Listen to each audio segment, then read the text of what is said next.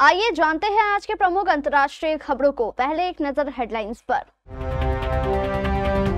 PM की नसों में सिंदूर नहीं, राजनीति बहती है। टीएमसी सांसद सागरिका घोष ने सरकार पर बोला हमला।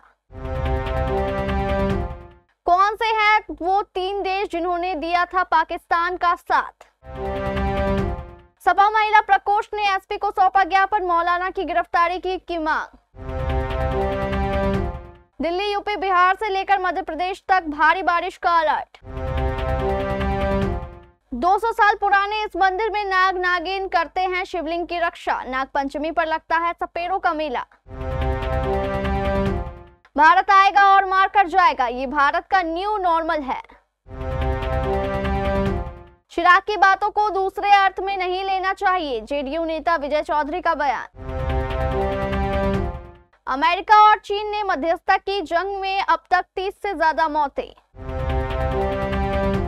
सारा अली खान अपने कथित बॉयफ्रेंड अर्जुन प्रताप बाजवा संग गुरुद्वारे से निकली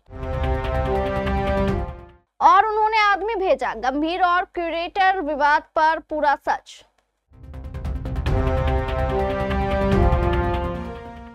राज्यसभा में ऑपरेशन सिंदूर पर चर्चा के दौरान मंगलवार को तृणमूल कांग्रेस यानी टीएमसी के सांसद सागरिका घोष ने केंद्र सरकार पर निशाना साधा। उन्होंने कहा, प्रधानमंत्री की नसों में सिंदूर नहीं, केवल राजनीति बहती है।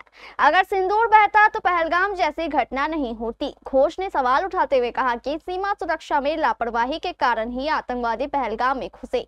उन्होंने पूछा, अभी तक किसी की जवाबदेही क्यों तय नहीं की गई है। उन्होंने ये भी पूछा कि प्रधानमंत्री विदेश दौरे तो करते हैं, लेकिन सीमा के गांवों में पीड़ितों से मिलने नहीं जाते। टीएमसी सांसद ने भारत और पाकिस्तान के बीच क्रिकेट मैच को लेकर भी सवाल उठाया। उन्होंने कहा कि जब सरकार कहती है कि पाकिस्तान को सबक सिखाया जाएगा, तो फिर 2024 एशिया कप में भारत पाकिस्तान से क्रिकेट क्यों खेल रहा है। प्रधानमंत्री नरेंद्र मोदी ने संसद में ऑपरेशन सिंदूर पर चर्चा करते हुए साफ कर दिया कि भारत अब आतंकवाद और परमाणु धमकियों के आगे नहीं झुकेगा। उन्होंने बताया कि कैसे 22 अप्रैल को हुए पहलगाम आतंकी हमले का जवाब भारत ने सिर्फ 22 मिनट में सटीक हमलों के जरिए दिया। इस दौरान पीएम मोदी ने भारत के प्रति दुनिया के समर्थन को लेकर भी काफी बातें कही। उन्होंने कहा कि दुनिया में किसी भी देश ने भारत को अपनी सुरक्षा में कार्रवाई करने से रोका नहीं। पीएम मोदी ने उन 3 देशों का भी अपने भाषण में जिक्र किया जिसने पाकिस्तान के समर्थन में बयान दिया था। उन्होंने कहा कि 193 देशों में से 3 देशों ने ही पाकिस्तान के समर्थन में बयान दिया। उन्होंने कहा कि क्वाड हो या ब्रिक्स, दुनिया भर से भारत को समर्थन मिला है। पहलगाम हमले के बाद भारत की कार्रवाई और ऑपरेशन सिंदूर के दौरान तुर्की ने लगातार पाकिस्तान का समर्थन किया था। इस दौरान पाकिस्तान द्वारा भारत में हमला करने की कोशिश के दौरान जो ड्रोन छोड़े जा रहे थे, वे तुर्की द्वारा ही पाकिस्तान को मुहैया कराए गए थे। ऑपरेशन सिंदूर के बाद तुर्की के अलावा एक और देश पाकिस्तान का हमदर्द बना था। यह देश भारत से करीब 2900 किलोमीटर दूर ईरान का पड़ोसी और सोवियत संघ के विघटन के बाद बना मुल्क अजरबैजान है। भारत के ऑपरेशन सिंदूर के दौरान चीन ने पाकिस्तान का समर्थन किया था। इस ऑपरेशन के दौरान भारत ने पाकिस्तान में बैठे आतंकियों के खिलाफ सैन्य कार्रवाई भी की थी, जिसके जवाब में पाकिस्तान ने चीन से मदद मांगी थी।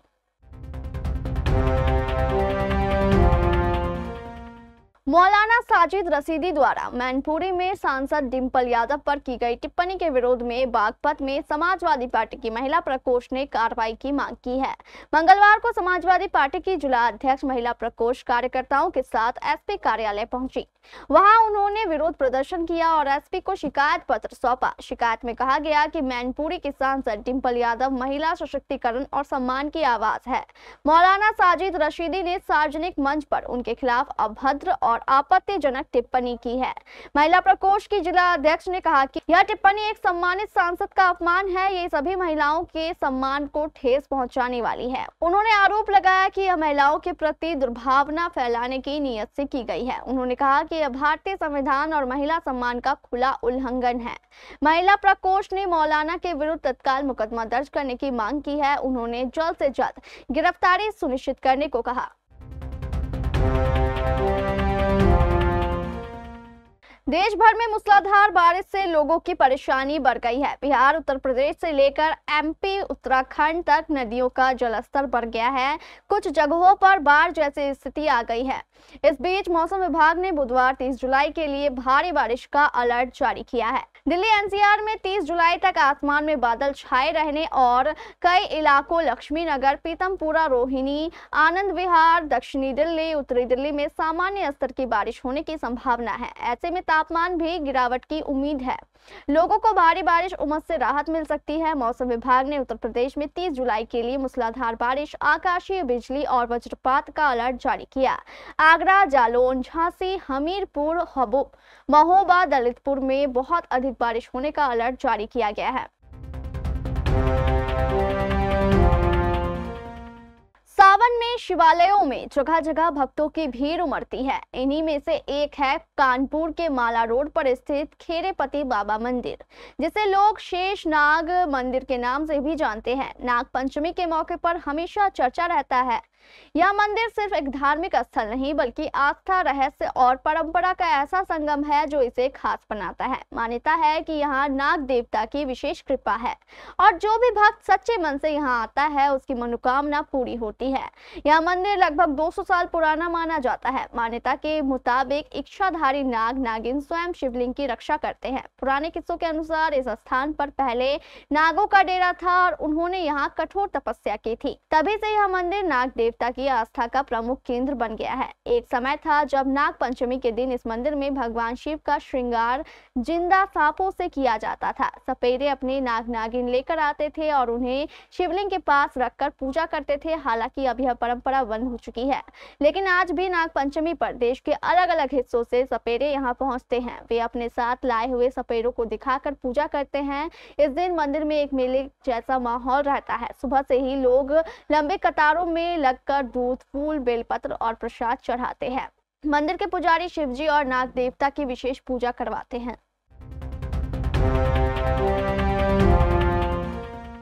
प्रधानमंत्री नरेंद्र मोदी ने आज मंगलवार को ऑपरेशन सिंदूर पर चर्चा के दौरान कहा कि आतंकियों को पता है कि यह नया भारत है, आएगा और मार जाएगा। पीएम मोदी ने कहा कि आतंकी घटनाएं पहले भी देश में होती थी, लेकिन तब आतंकियों के मास्टरमाइंड निश्चित रहते थे और आगे की तैयारी में लगे होते थे, क्योंकि उन्हें पता था कुछ नहीं होगा। पीएम ने कहा, अब मास्टरमाइंड को नींद नहीं आती। उन्हें पता है कि अब भारत आएगा और मार जाएगा।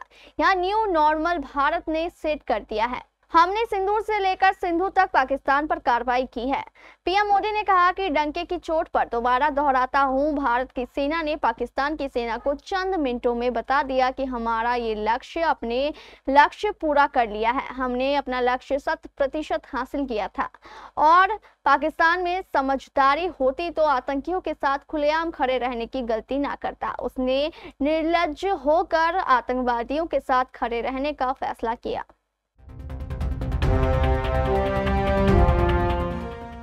जदयू के वरिष्ठ नेता व जल संसाधन मंत्री विजय कुमार चौधरी ने मंगलवार को कहा कि केंद्रीय मंत्री व लोजपा के राष्ट्रीय अध्यक्ष चिराग पासवान ने आपराधिक घटनाओं को लेकर जो टिप्पणी की है वह अस्वाभाविक नहीं है।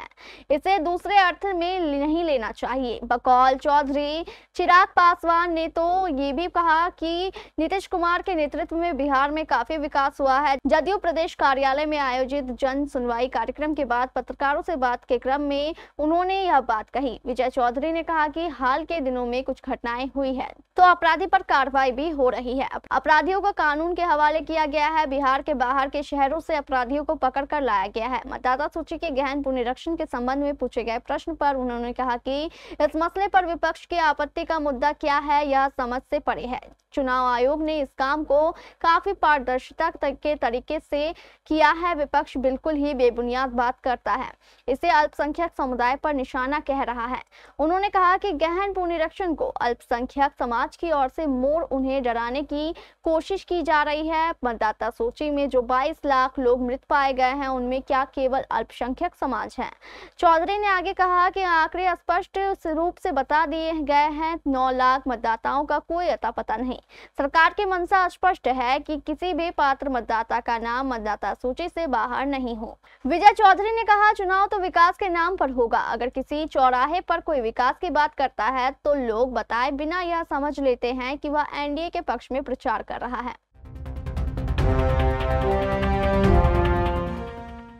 कंबोडिया के प्रधानमंत्री हुन मानिट ने थाईलैंड के साथ चल रहे सीमा विवाद में युद्ध विराम की घोषणा की है। उन्होंने कहा कि दोनों देशों के बीच तनाव को कम करने के लिए तत्काल लड़ाई रोकने की उम्मीद है। चीन और अमेरिका ने इस सीज़फायर की मध्यस्थता की है। दोनों देशों के बीच मलेशिया की राजधानी कुआलालंपुर आज शांति वार्ता हुई है। दोनों देशों के बीच मलेशिया की राजधानी कुआलालंपुर में आज शांति वार्ता हुई। इस बैठक में थाईलैंड की तरफ से कार्यवाहक प्रधानमंत्री पुमथम वेचायाचाई और कंबोडिया की तरफ से प्रधानमंत्री हुन मानिट ने हिस्सा लिया। इस बैठक की अध्यक्षता मलेशिया के प्रधानमंत्री अनवर इब्राहिम ने की। दोनों देशों के बीच सीमा विवाद के चलते बीते दिनों में भारी गोलीबारी हुई। इसमें 33 लोगों की मौत हो चुकी है। मरने वालों में ज्यादातर आम नागरिक शामिल है। मलेशिया इस समय दक्षिण पूर्व एशियाई देशों के साथ संगठन एशियन की अध्यक्षता कर रहा है। उसने दोनों देशों को बातचीत की मेज पर बुलाया। मलेशिया इस समय दक्षिण पूर्व एशियाई देशों के संगठन ASEAN की अध्यक्षता कर रहा है। उसने दोनों देशों को बातचीत की मेज पर बुलाया है।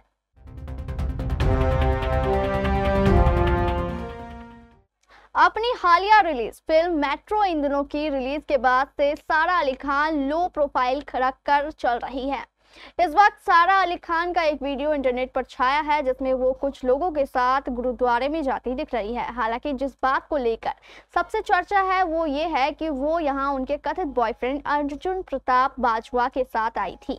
बॉलीवुड के नामी फोटोग्राफर पल्लव पालीवाल ने एक वीडियो शेयर किया जिसमें सारा अली खान एक गुरुद्वारे से निकलकर अपनी कार तक पहुंचती नजर आती है। वहीं कुछ ही देर बाद उनके कथित बॉयफ्रेंड अर्जुन प्रताप बाजवा भी उनके साथ उसी कार में बैठते हुए दिखाई दे रहे हैं। इस झलक के साथ ही एक बार फिर से दोनों के रिलेशनशिप को लेकर अटकलें तेज हो गई है।